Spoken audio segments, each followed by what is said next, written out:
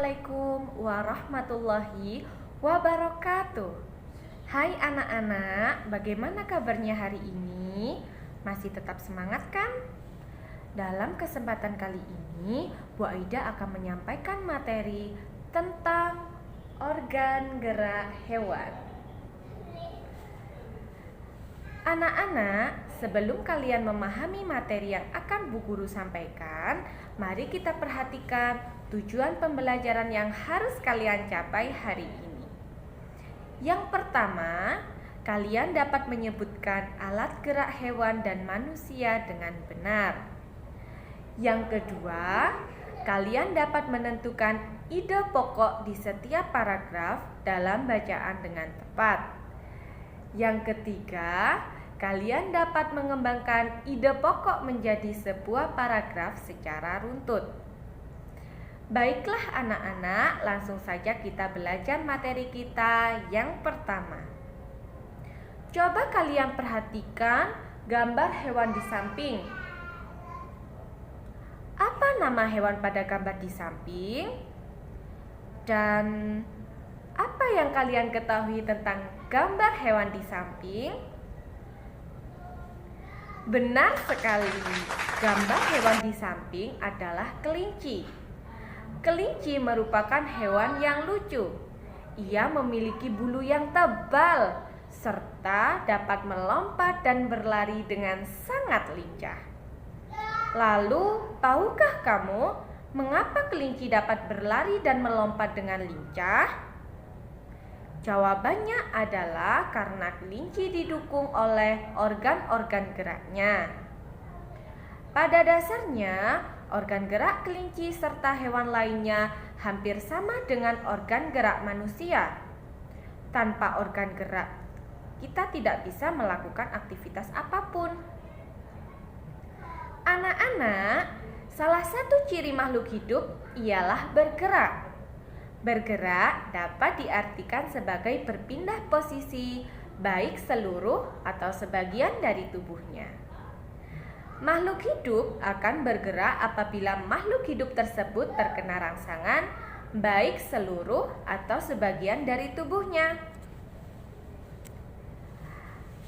Gerak pada manusia dan hewan menggunakan organ gerak yang tersusun dalam sistem gerak. Organ gerak berguna untuk berjalan, berlari, melompat, memegang, memanjat, dan lain sebagainya. Organ gerak hewan dan manusia memiliki persamaan alat-alat gerak, yaitu ada dua macam.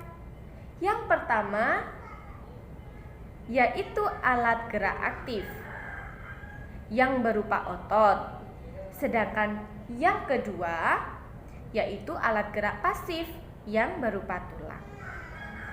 Kedua alat gerak ini bekerja sama dalam melakukan pergerakan. Nah, kerjasama antar keduanya membentuk suatu sistem yang berupa sistem gerak. Otot disebut alat gerak aktif karena otot memiliki suatu senyawa kimia yang membuatnya dapat bergerak. Pada saat otot yang menempel pada tulang bergerak, otot tersebut akan membuat tulang tersebut ikut bergerak. Sedangkan tulang disebut alat gerak pasif karena tulang tidak dapat bergerak dengan sendirinya. Tanpa alat gerak aktif yang mempengaruhi tulang, maka tulang-tulang pada manusia dan juga hewan akan diam dan tidak dapat membentuk alat-alat pergerakan yang sesungguhnya. Walaupun merupakan alat gerak pasif, akan tetapi tulang mempunyai peranan yang besar dalam sistem gerak manusia dan juga hewan.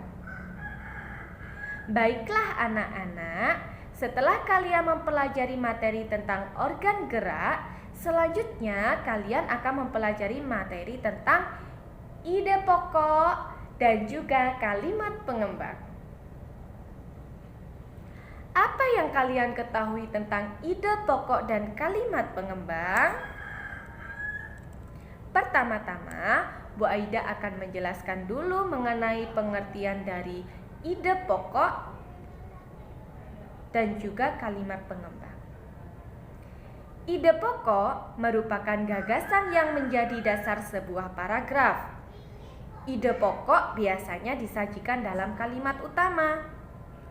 Kalimat utama yang memuat ide pokok bisa berada di awal, di tengah, atau di akhir paragraf. Sedangkan yang kedua yaitu kalimat pengembang. Nah, kalimat pengembang adalah rincian informasi yang mendukung dari sebuah ide pokok dari sebuah paragraf.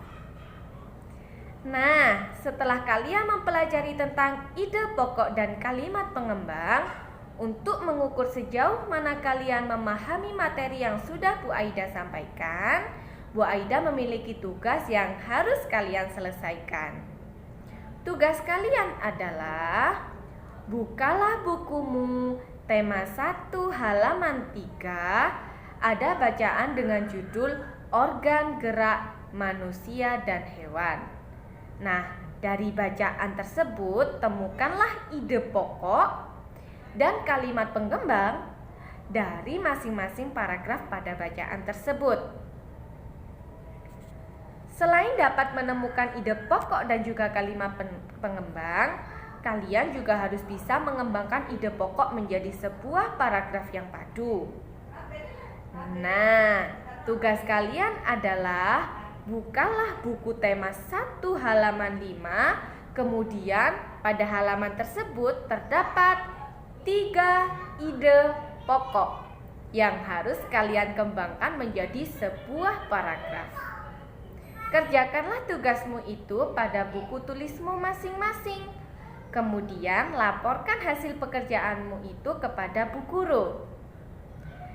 Demikianlah materi yang dapat Bu Aida sampaikan untuk kalian.